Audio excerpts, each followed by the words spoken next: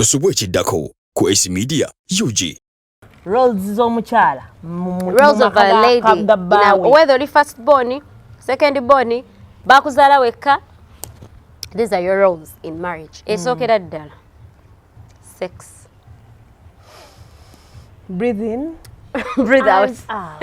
Taina kugamba. Raba yagadde. Or you know better available unless you're having issues like you're in your menstruation period. You don't want to. How can you not want? Why don't you want?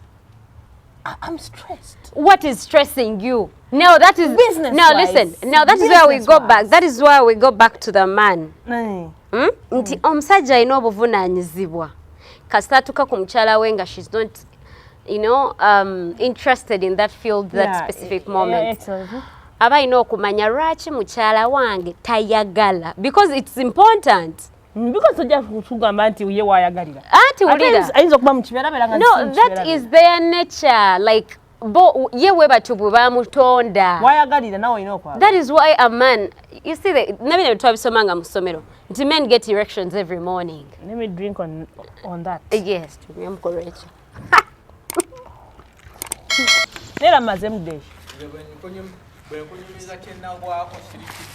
Musoka mumbulire ndabika bulungi oba twetagayo makeup artist. Yes.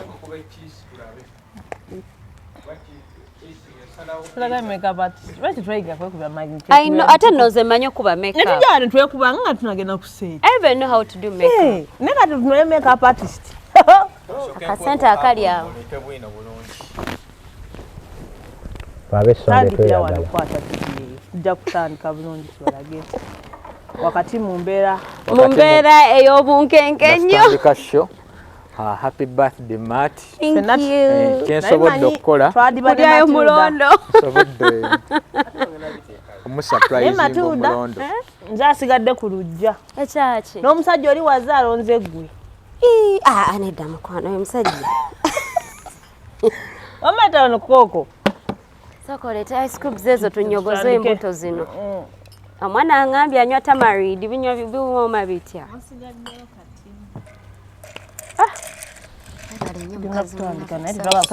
Nga Coca-Cola ali mu simu zaffe. Bina Enyonta ennuma. Gatufuddeyo. Obulamu butandika na Coca-Cola. Webale, tekamu. Teze nga tanke soda. Naye nga kino ekinzaali kikola bulungi nnyo kumanya. Gekisajja. Brian yagenda okukinywa kyeka kibulamu ewe. Onywa soda wiki namba. Si bibyo? Ebyokunywa. Matunda bizaamu amanyi gekisajja. Abasinga abasajja ekibanywesa bibyo. Akasigadde ka. Kanona akantu nakayigira ku esi. Oyiwamu n'osooka n'onywa cu n'akendera n'owegattawo. Shya leero nsufumuko. Kyekiraga nti omukazi akooye omusajja.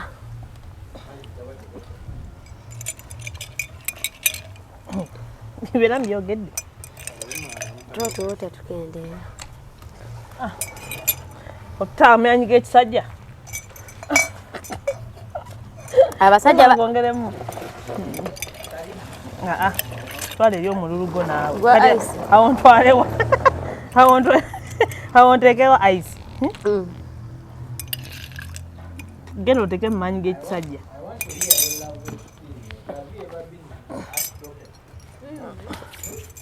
Agambe brown skin watandiseeko dda. So amaana eddoboozi Nawulime Esther esi wano ku AC Media Uganda. Mpuuza gwe nawe osinza okubanga otulaba. Thank you so much. Okola kyamaanyi nnyo ddala. Tubabuuzaako gwe nawe osinza okubanga otulaba. Thank you so much. Omanya akasana kano kookya. Muntu anatusonyiwa okubanga tutandikidde mu byakunywa.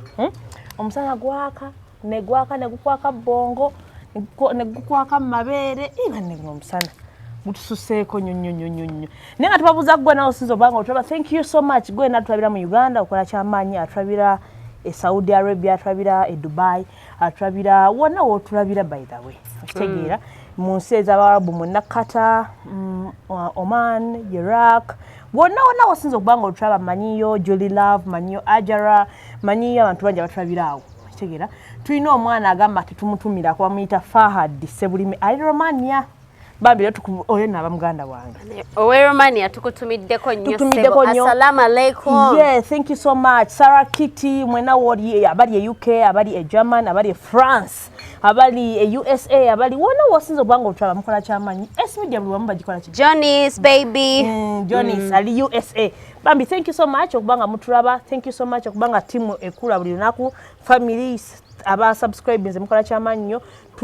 Tusiimira ddala nenga olunaku olwaleero tugenzeko mu kibozi ne Matilda nenga tunabagenda mu kibozibozi. Matilda kasooka tubuzeko. Matilda, how you doing? I'm very awesome. Hey, great. Hello beautiful people. Era nga nze Matilda wa bulijjo ku SC Media Uganda.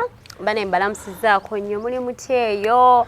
Kati subira ekisibo kibatambulira bulungi era bambi tukibagaliza mukiyite bulungi mutusabire naffe abatasiibye musabire eggwanga lyaffe Uganda obubbi bukendeere obubbiwa buli wamu ababbi bali buli wamu buli brown skin abatugamba ayina kyaliwe bamukubye peva so wagwe nawuliddeawo abadde agamba munenguzi naye waliwo yamugambye naawe oyogera kikunguzi nga naawe 16 wali tutte walitwala nga twayogera buterevu wali ogenda Nairobi n'otwala million 16 oba okiraba nenga esi njagala kutegeeza bannanga bannayuganda batwagala yes nina abantu bangi nnyo bangamba ne Matilda tukulaba n'omukyalo oyo muba musanyusa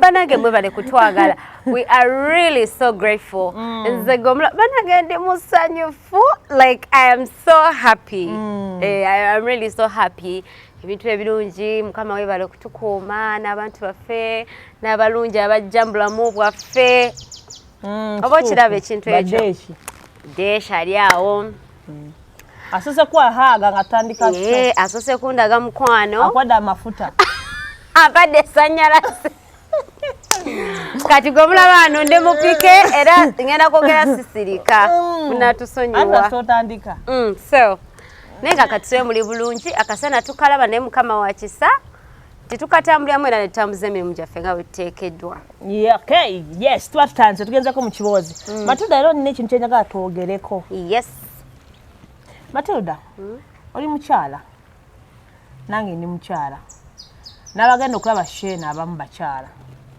era oba oli awo abamu bafumbo abamu balina ekirooto nti bajja kufumbirwa abamu bakyanoonya ebintu ng'ebyo naye ffenna tulina wetugenda okutuukira tubeereko mu bulamu n'abaami baffe Matilda olowooza obuvunaanyizibwa bw'omukyala mu bulamu bw'omusajja bulina kubeera butya oba bubeera butya nze omanyi njageza amazima esi nze simanyi bintu ebyo byaku I don't know how to sugarcoat okay ate simanyi nnyo bintu byakuwo nti bakyogera batya nti omanyi wabeera batukuza wabeerawo ebintu bingi nnyo fe abalabi batatugamba ng'oli mwana muwala naye nga bakuza balina ebintu like batukuza batukweka ebintu bingi nnyo kati abaana kyekibakuza nga era nabo bakweka nnyo nabogera I'm sorry kubanga kaffe wanero ku SC Media twajja kuguza nsonga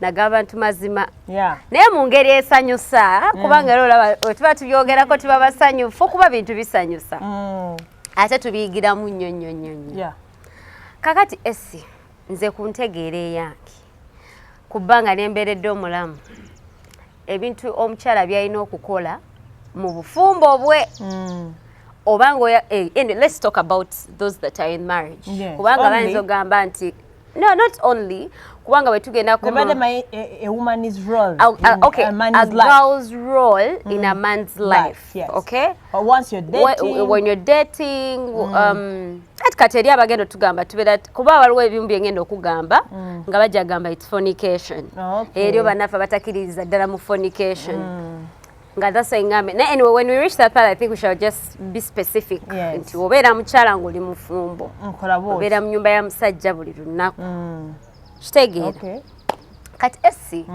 waliwo video gye nagenda nendaba ku TikTok oba nagikusharingira omwana we yali omuwonga agamba nti ba first borns mbu tukula nga tuli very tired. Aren't you a first born? No. No, you're not. I'm a first born. I'm a second first, second last. All right. So oli wakati. Ndi wakati. Kakati. Basatu ndi wakati. Kakati omwana nagenda nagamba nti ye olwo nti abasajja balina okukimanya nti fe ba first borns tubeera bakoowu bakyogedde nji bulungi nnyo tubeera bakoowu tuba twakoowa nti okuva nti tuba tukuze tulina obuvunaanyizibwa bungi oba okitegeera nti okuba ali mukulu gwe bagambanga asitula batoobo kola kino kola kiri bwe baba batuma abantu gwe basooka oyita erinnya era ye n'agamba nti omukyala bw'atyo kati fe ba first borns tuba tugettinga married tulina okuba nga tufuna ew'omusajja tuba tugenzeeyo fe tuba tugenze kuwummulamu kuwummula oba okiraba ng'agamba nti nno omwana omuwala nga badde first born waba ageze omubufumbo aba azze kukola ki kuwummula oba yakula n'obuvunaanyizibwa buki aba akooye abaze kwekakkanya babbaawe naye nga nze ngenda kugamba kino ekintu sigenda kulimba mwana muwala yenna ali eyo bambi when these men are getting us bambi tayagala kumanya position ki gy'ogwamu obulamu bwe wammwe nti oba gwe first born oba gwe second born oba you're the last born oba senga it doesn't matter yazze anoonya mukyala wakuwasa waba kuwasizza akuleesa amanyi ono omuwala kasita yagende mubeewabwe n'abagamba ate nomwattu you see these men bagenda ne batugamba nti I want to marry you. Okay? Yes. So wagamba nti I want to marry you nogera n'ogamba abeewammwe oba abeewammwe ne bakutegeka ne mukola okukyala ne muva mu kukyala ne wayitawo omwezi oba wiiki oba meka gwakkiriza okitegeera kati n'ogamba ye ngenda mu bufumbo nti nzikiriza ssebo okujja ewo nfumbirwe mu ebyo temuli kujja kubeera kimuli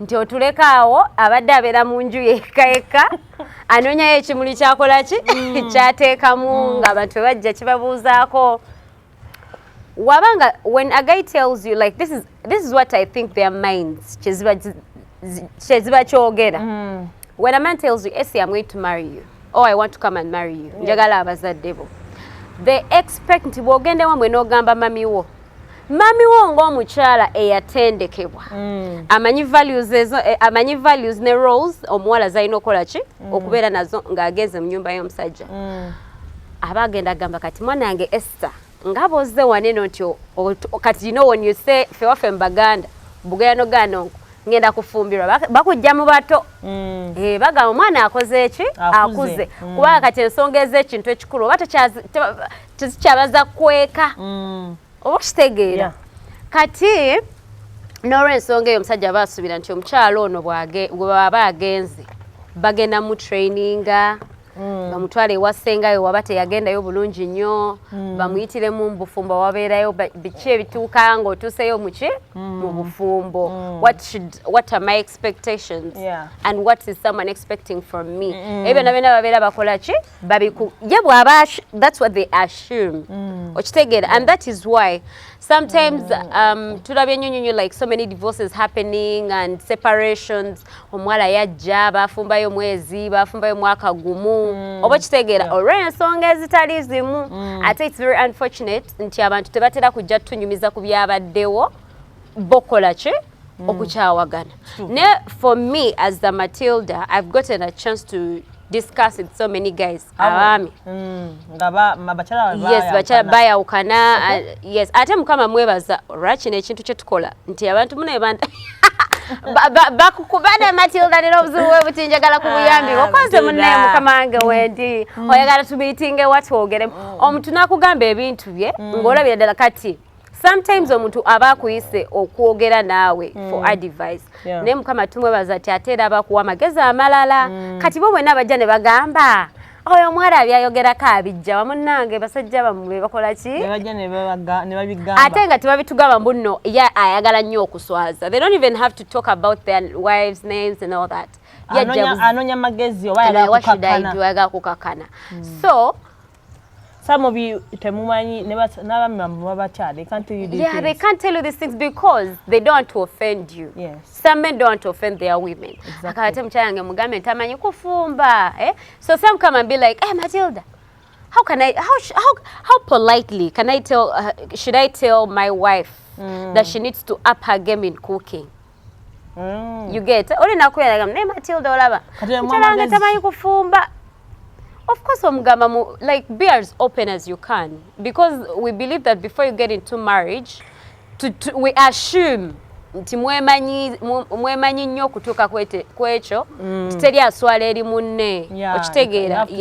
You have to be open to each other nti webale nti ojja kujja ngamba you know what I really nga tovumye muntu tomuyombeseza tobadde rude naye nga ocommunicating point n'agifuna ate nga waliwo chances of improvement. So mbadde ntakunyoyo party abasajja the assumptions that they always have before bringing us in their homes. Era nga njaga gamba omwala bambi obanga oyagala ogenda mu bufumbo bambi omusajja tayagala kumanya position yo gy'okola ki gy'olimu. Your roles as a girl, they are not going to change. Okitegeera, they do not care what position, what things you did while growing up, what suffering that you went through. They think this is what you're supposed to do. Balaba buvunanyizibwabo ng'omukyala akusuubira obbanga ebintu bino obimanyi. Watuukira okugamba nti agenda moving in with baawe aba akuze mu birowoozo. So they expect a wife, a mother, each and everything. Kati no kangambe nakino ekintu abaana bawala abali eyo. Marriage is not a joking subject. Okay. Chidem. Marriage is not a joking subject. Chidem. Obufumbo si kyakusaagisa oba si kyakuzanyisa oba si kintu ky'okwata n'ogamba kangende ngezeeko ndabe. It's not a bed of roses. Thank you. It's not a bed of roses. And another thing, why they say marriage is not a bed of roses. Mu bintu byonna mu nsi muneeno ebikyasinze okubanga we learn nga tuyigiramu ebyo ebintu. It's marriage. You know what they call on-job training. Nti this is a department where you learn until you decide nti oba buno obufumbo mbukooye n'ogenda ate ng'era ne mu bulala bw'ogenda okugendamu era wajabayo ebyokuyiga. So unless ogambe nti no, I am done with marriage, I am never going to get married again.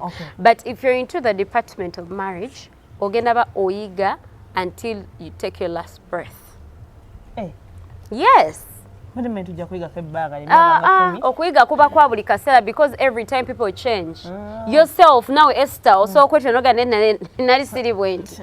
Okitegeera nti walinga obeera omwana omuwala like you're a girl but maybe you used not to make up but now you see yourself making up again. No sali bwenti.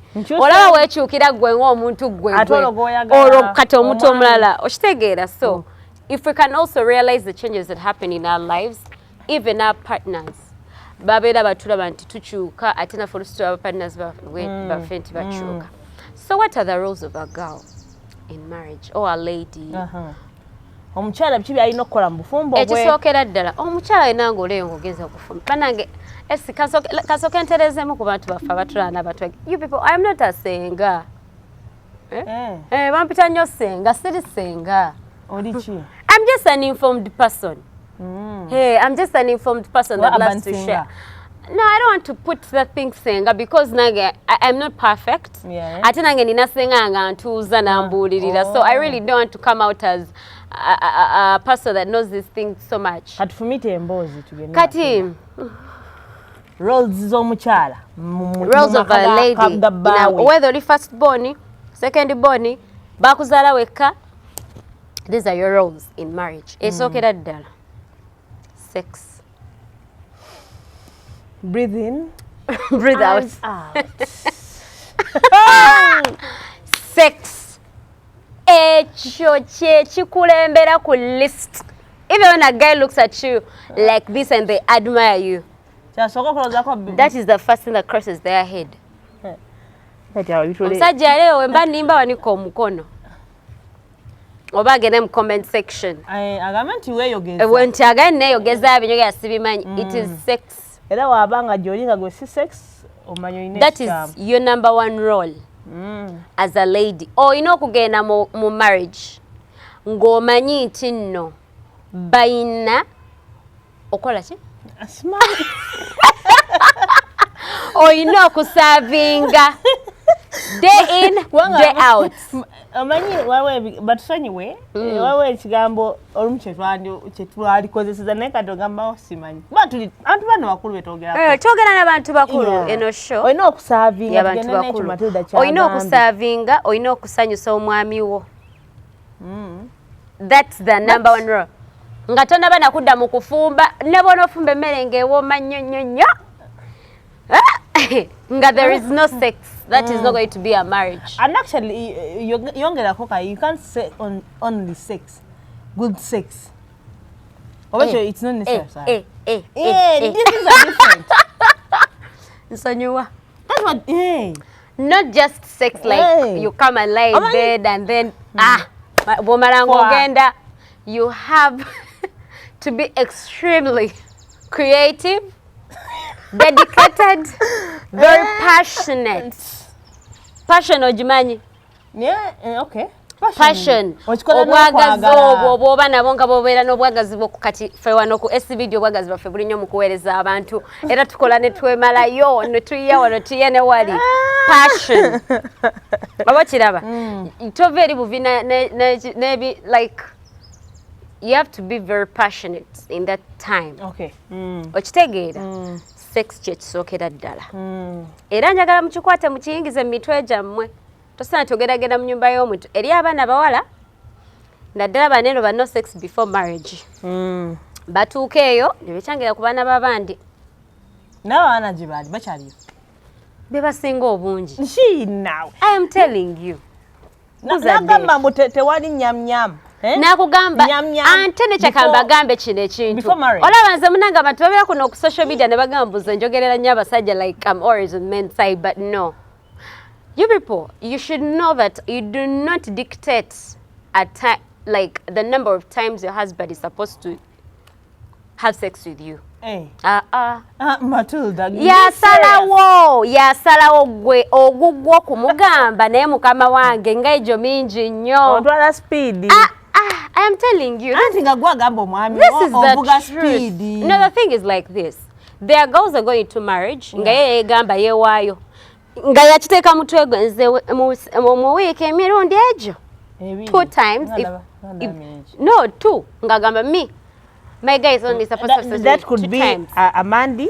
Lizo gamba ate and a Wednesday. In working days, I don't want a guy to tell me anything. Era me, my guy knows me. When it is Wednesday, if it's a Monday, I cannot. Haven't you met those ladies? Eze kugambe gye bali. Ffe tubeerayo no bakwano bongo bali abeekubya yaka. Nagaza Matilda twenyumiza. Zagayi wange kyogala gwe. Noseka gwe ajja kuba bulungi. That is your responsibility. That is your number one role in marriage. Having sex with your partner. Omwati embuuza. Omwami etegeeza kati yalina okugamba nti kale emirundi 5 mu wiiki. Buli lunaku lwava ku muntu. Talina kugamba lwaba yagadde. Oyina obeera available unless you're having issues like you're in your menstruation period. You don't want to. How can you not want? Why don't you want?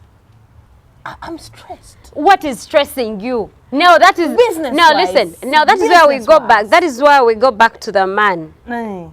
Nti omusajja alina obuvunaanyizibwa. Kasita atuuka ku mukyala we nga she's not, interested in that field, that specific moment. Aba alina okumanya lwaki mukyala wange tayagala. Because it's important. Because ojja kugamba nti ye waayagalira. Anti wulira. Ayinza okuba mu kibeera beera nga no, that is their nature. Like ye we batyo bwe bamutonda. Waayagalira nawe olina okwagala. That is why a man, you see, nabino twabisomanga mu ssomero nti men get erections every morning. Let me drink on that. Yes, tumyamukoroekyo. Nini kunywa kino olina okutusasula. Gwe, so ladies should know that you do not dictate a time of how many times your husband is supposed to be into that situation. Because first of all, Kulema kindi. Ekisookera ddala omwami waba yakuleeta ewaka okimanyi bulungi nnyo. Kyabadde talina mu nnyumba ye kibadde ggwe and your whole system. Okuba nti abadde tagina every time, every day. Eyo nno munnange ye mulwanye entalo n'ayomba na buli musajja gw'aba asanze ng'akola ki? Agezaako okukukwana okweddiza. Oba okitegeera kubanga ebintu ebisinga some men do them bonga bo. Eri abasajja nga amanyi okufumba, amanyi okweyoleza buli kimu nga they know everything babatendeke waabwe. That is the only thing he cannot get to himself. Yeah. So, to be honest with you ladies out there, don't lie to yourselves. Today wali Matilda katwemba siri fine omwami no mugamba nti no, when you're not fine, you know marriage is about communication. Yeah. And so on other people's behalf. Make this clear. Wobanga omwami wo ayagala sex. But for you don't feel okay. You don't feel what do you have to do? Your partner as a man okulaga nti nafaayo. A person like your partner okulaga nafaayo on how you feel. Nti okay honey, we usually have sex every time we want to. It is always like this and that. Why is it that today you do not want? What is stressing you? Is it work? Are you broke? Emere jolide say oh me. What is not happening? Kubanga fabachale ebisebe bisinga to get stressed to that extent. Kitegeeza nti wabeerawo trigger. Ate wembanga nina omwami wange yalina okunyambako okuteererera okuwona. Okitegeera like yalina okunyambako okay Matilda why like you're not always like this, what's not happening, is it work that is stressing you? Omulimu gukustressing nnyo tutandikawo business obenga okola you get what I mean? Yeah. Nti kiki kati awo ng'omuntu ava yagamba bannange sina ssente kati kikisente obadde oyagala zaaki kati olabadde nita kiro kyokka byaganye okay don't worry wulira mpaayo akadde kijja kisootinga oba kitegeera always obutaddamu immediately, but at least your partner no, at least your partner has understood why you don't want in that particular moment time where you need to hey Matilda de tayagala ra kino era tagenda kunimu ngaga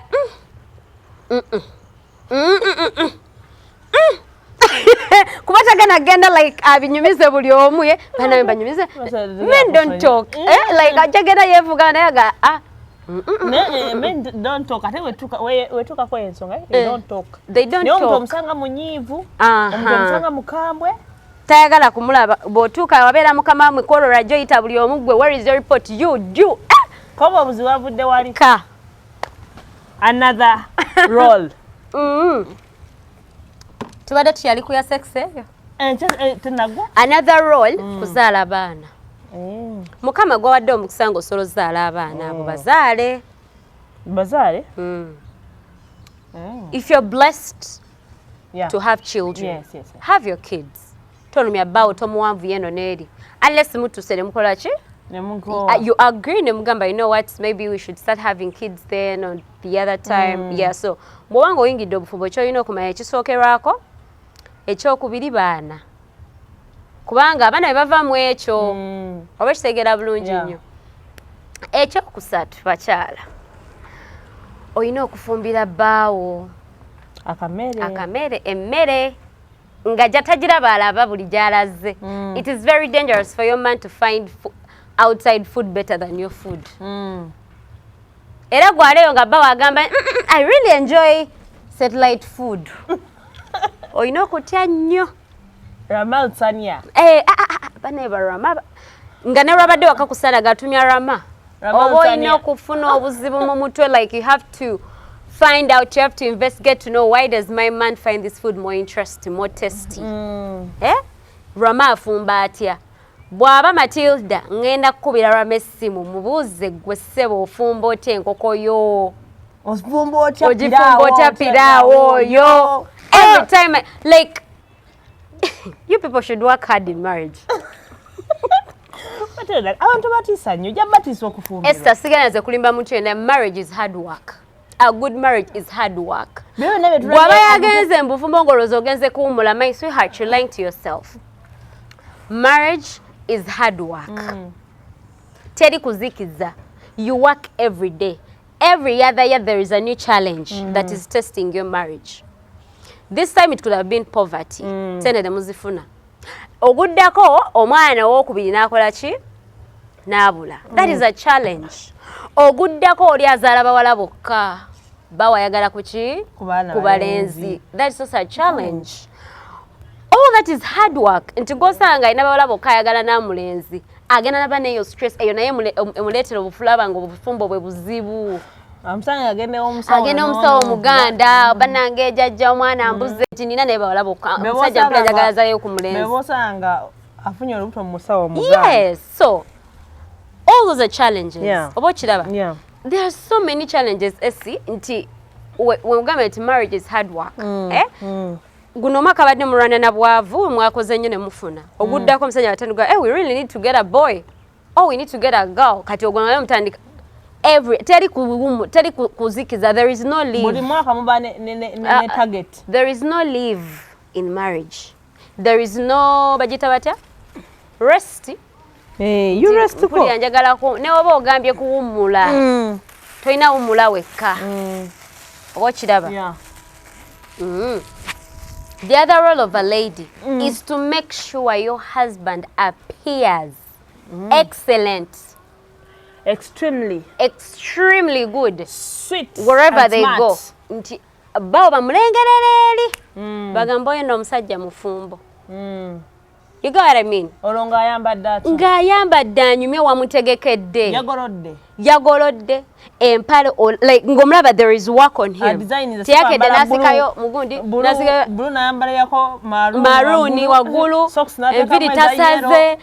Engatto sink. Ekirevu kiringa ekyagundi. Okitegeera. It is your role as a woman to make sure that your husband gets out of your house. Nga banamubuuza, are you married? Nga in fact they don't even need to ask. Mubuuza, who's your wife? Ngogamba gundi. Mukyala wo yeetaaga ayogereko ne ku mukyala wange. Generations. Oba kitegeera. So you need to like make sure those are our roles. They are very simple but yet very difficult, and you need to be like very dedicated okuzituukiriza. Oba kiraba. Bakyala tulina okukola ennyo obufumbo gye tulaga. Obufumbo. Banga ate otabikola wali ababikola. Omusajja teyeetaaga ne bona bafuna obukadde 10. Banange okujjako your man has a problem. But for the serious men that I know that know the roles and duties of a man, they'll never care about what job you do. Okitegeera, what level of education that you're at, what kind of status that you hold in society, oba oli member of parliament, oba oli head teacher, they do not care. Bankale tugambe oyinza okugamba tojja kuwoza. But supervise aboze engoye, right? Omwami ono eri abakyala ng'omukazi abooleza engoye ku kitundu kyammwe ayozeza engoye esaati za bbawo zonna zigubye enkwawa naye nga tokimanyi nga wano ebitoki baba bamwe tubalaba eno nga batambula n'omugamba naye ggwe esaati nga kyukanga ayina n'empeta naye najja ku mulimu n'ogamba ggwe what's up esaati you have a whole new shirt okitegeera tagimanyi ekitogi kirina engeri gye kimu kyonna kigubye kyasamye kiti ogenda tunula ku sokisi waliyo nalabako omusajja lumu ng'esoko tezifaanagana era yambadde bbulu webale endala yali yakakobe omwana omuwala ali eyo nze bane abagamba bino ebintu mufumbo nga ate ekizibu ky'abafumbo baba ate neki n'empeta nti gyatambula tukulaba oli musajja mukulu naye sokisi zo tezitukula bulungi engatto okitegeera nga naye engatto sinkuba eddagala ate engatto zaawukana eri ajogamba aba yatambudde ng'enfuufu ekoze eki enkuba eddagala ne weba yabadde egenzeeko enfuufu eba erabika nti kati eyo just enfuufu okitegeera. So ladies, these things are very very simple. The other role is to manage our men's finances. Nti enfuna y'omwami wo ogimanyi aspendinga atya mugattako ntya whatever kachanga nzija mu bufumbo buneeno what level of growth have I added on my husband? That is your role. Gwe omwana ng'omuwala olina okutuula mu nnyumba ya ggayi weyo gye wamusangayo n'ogaane kati wano kiki kye nninawo. Like what I mean, like when you're in that house, you need to make sure that when you look into certain things, ogamba, Naja, we got this. That's your responsibility. You monitor. You monitor. Omwongeddeko oba omutoddeko bwe wajja mu bufumbo obwo yalina amataka ameka era kati alina ameka oba omugambye agatunde oba okiraba gatunde nze kakati walaba waliwo there is this new iPhone, I even saw a new car, I then the day nze I want those things nze bw'otabimpa ngenda kufa ne kakati babe ate bayiga bu babe obwo babe ekiremu tumusanga musango ali babe oba nabasali enviiri ezi nti kakati you see babe I don't have money but there is the other land gwe abalo bamanyi there is the other land that you showed me in where Kachiri why don't you just like after all we have the other 4 lands kati ako nako elije nampra mount jigijeyo tufuna jigula twejjeko eno yonna enfuufu etuliko twezeko enfuufu oba kitegeera naye we tuli gwe banoonyeza oba tebaligo buuza abasajja bagambe buli musajja toteekako linnya lyo wandika ekizibu ky'olina ewaka okiweereze ku S-Media kiddemu bagambe buli musajja ali eyo bwe biba betwogera tulimba tubulire abakyala abamu tuba wides teeka kachit omewe obakolanga conference everyone writes your grievance take a suggestion box put in the suggestion you don't have to write your name just your problem tell us your problem here on S-Media tosaako linnya oliza notukubira obukubiza essimu tujja kujja no tubisome nti banaye no mwami gundi yagamba kino newe kiti mwami gundi yagamba bwati mukyala gundi yagamba bwati ate bintu tubyogere tetugana tubawala n'abakyala we just want to omanyi esiye abakyala munange they really misunderstand us especially me nti amagamba Matilda yesaawo but like she wants to like appear so perfect come you're fighting munange not even fighting for them. I don't need to fight for anybody. Me, I also have my own battles to fight, okay? And I'm not perfect in my relationship. But where I can try, like I always make sure. You do. Chenino kola, nchikola mu butuufu bwakyo. Okay. Oba kiraba. Ate abakyala nengera neziramu bajjukiza. When you are doing these things, don't do these things with a condition ti. Ndaba jana funa yo mulala. Okitegeera. Do them for your own self. Don't be good because you don't want that man to cheat on you, to get another woman, to, you know, just be good, like, do the right thing. Okay. But say again, do the right thing. The rest would like, take away for themselves. I'll give you an example. Nti eso nizo kulaba nti abamu bagamba I was good, but still this man did this and that and that. If you're that good, why did you celebrate with your guy and all that? It is not that I am not good enough, that my partner has to like leave me and then go get another woman. That is not on me. Okitegeera nti omusajja Katonda wabanga tagenda kubaamu magezi newona akola ebirungi ajja kukola ki ajja genda naye omulungi ategera ebirungi ebyo byokola ajja kujja era mugenda kufumba mujja kubeerawo emyaka n'ebisiibe era muwangaale era mukaddiwe muffe babiri nga mwenywezezza weemuti oba okitegeera. So ladies, don't do these things buba nange abasajja because you see you find ladies ngagamba nze nalinga mbikola ebyo naye abasajja ne obakolera. The problem you work for meant to credit you. Tobikola ba okusiima kuwaana gamba nti esi yasinga. Do them for yourself. Okitegeera oluso ina abaana babakulaba nti they're going to push the good heart of yours forward. Oba kitaba tubadde ku roll ki tukyagenda maaso no ku S-Media omukyala akutte wansi ne waggulu. Omukyala olina okumenga sure nti rolls zo ozikola bulungi. Olina okuzimba bbaawo olina banaye nabadde neerabidde olina okusabira bbaawo. Okay. Okusabira omwami okyo naye nga betusabira bo batusabira oba tufefe ko balina basabira. Tokola kintu ng'osubira omuntu omulala okikkolera. No, so I'm just asking. Nga nze wensabira omwami wange naye ansabirako afunayo akadde n'ansabirako. Let me tell you, not in return. Naye kubanga ffenna we are doing it for the good of our families. Obuvunaanyizibwa omanyi lwaki omukyala Katonda yamutonda nga talina college mirimu gya kuyirirwa. Anti kati byakyukamu. No, it is not God that changed that setting. It is modernity, it is civilization. And civilization yava mu mankind abali emmere fe abantu wano. Fe abayagala civilization etujereetera, but in the true nature tetulina kakalukana na mulimu n'ogu nagumu. Ogwo gakwina beera waka kuzaala abaana. But we make a choice and be like, you know what, according to the economy, according to the way things are, I really can't be a stay-home mom. To help my partner, I need to get a job. And sometimes you're not even doing it for your partner. You're doing it for your children. Kubanga bao bwayavuwala nga abaana bo tebalina. Era gwe asara. Okitegeera. So, oba ogamba kankole mutabani wange in case aba yeetaze ekintu nga kitasa kimuwa immediately nze mba nkola ki mba nsobola naye nga singa no tulina college emirimu kubanga bwe twatondebwa okukola ki okukola era ng'omukyala yenna abatakola mirimu nnyo oba nga bolaba stay home mothers nti aba n'obudde. You can pray for your partner. It's our responsibility as ladies to pray for our marriages, to pray for our partners, to pray for our children. Togenda buza bawo lwaki tosabirako ku baana. He already has. You know, wetubanga maka gana gali stable bulungi. Ese isinga tulina na osaba na family yo. Mwami ono osaba na yao n'abaana basaba na kati nze ndowooza n'omuzadde. It is well. It's a vice versa. It is well. Wemere no jendi nsabira omwami wange. Ne jari ansabireko.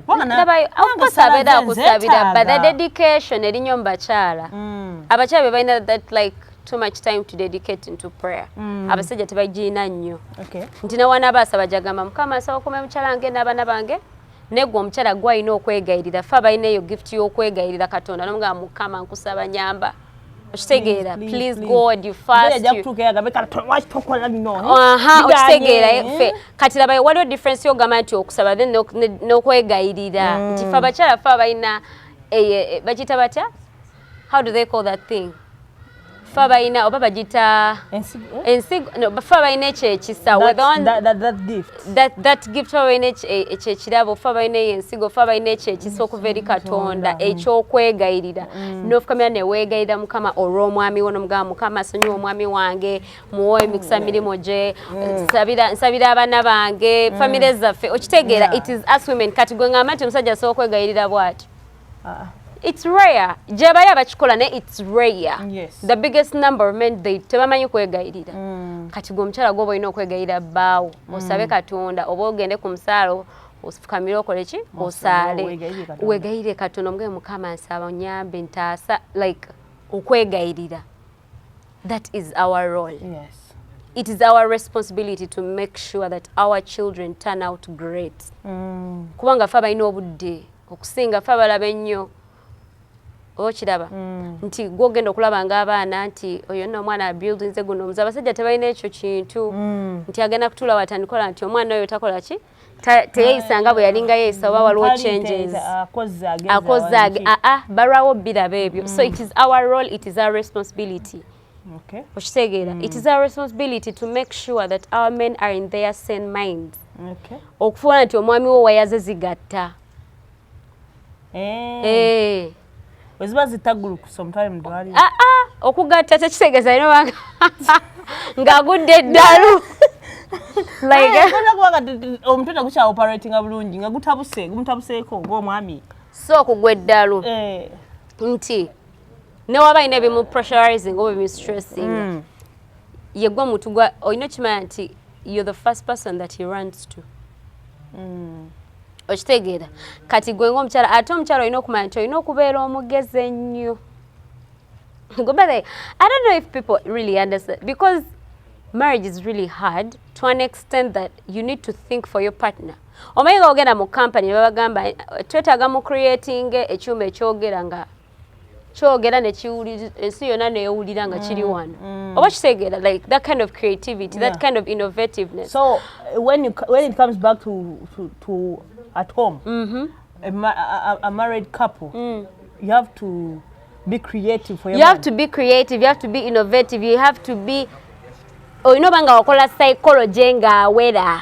Okay. Okitegeera nti obufumbo bw'ennaku zino esi tebukyali nnyo biri eri bye batugamba ng'ennyo nti kale ebintu ebimu ebyedda simanya did you go to visit the bush like now things that keep marriage birimuko ne mathematics byakubala mulimu matrix so kubala mu byobuyaaye vectors olina zigatta ng'olaba zigguka ngolaba kigguka okitegeera oyitawo toyitawo nti you need to know ngenda kola kino ngenda kola kino you need to be a counselor, you need to be a doctor, you need to be asenga you need to be a lawyer, you need to everything because an advisor kati murana webale ezo zonna department awo waka motivational speaker your guy is going to be like honey a teacher thank you guy wagenda kujagamba you know what kati ule wa motivational speaker jebuva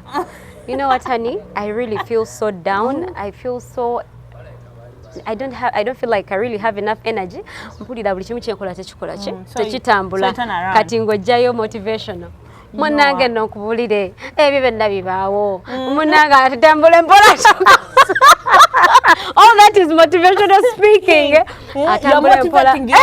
atambule mpola atuuka wala munange olaba otambula olaba eri ewala waliyo ekizikiza n'egyokoma okugenda there is the light at the end of the tunnel munange genda mpola like that kind of motivating counselor wuno bawo yabadde avuga kimama n'akola ki n'atomera omuntu munange ssebo woba ovuga kola ki vuga mpola mpola okitegeera munange mukyala ko mulimu boss and stressing ng'ojjayo counseling career guidance ebyo byonna biri kugwa omukazi ogwo maybe you could not achieve 100% of that. Na at least kubuli kimugenda ng'otemako half. At least achieve like quarter. No, at least achieve 50%. I see. Omulimu guba munene nnyo. Teguba munene. Omulimu guba munene ng'omusajja tomwagala. Nze kyoze kigamba esi. Omulimu guba munene if you don't love that man. But if you love that man esi, it can never be a hard job.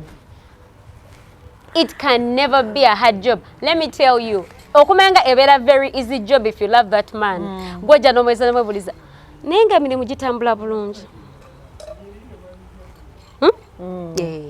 Kati wewe tomwagala you don't even care. Oba yafunya ata sente. Gumu. I want money. There is this. I want this. Abaana kino. Abazadde kino. Senga we yakubye agambe tawulira bulungi. Okitegeera. Dechi mwakoze ebintu. Ne, Matilda. Rolls tuzi. Ebyo byonna rolls. Ate rolls tezigwayo. A lot of rolls. There's so many rolls. Naye ezisingira ddala obukulu. Ndoza tuzikonyeeko. Gwalinayo roll ye yenjawulo si efe bakalimagezi bawana.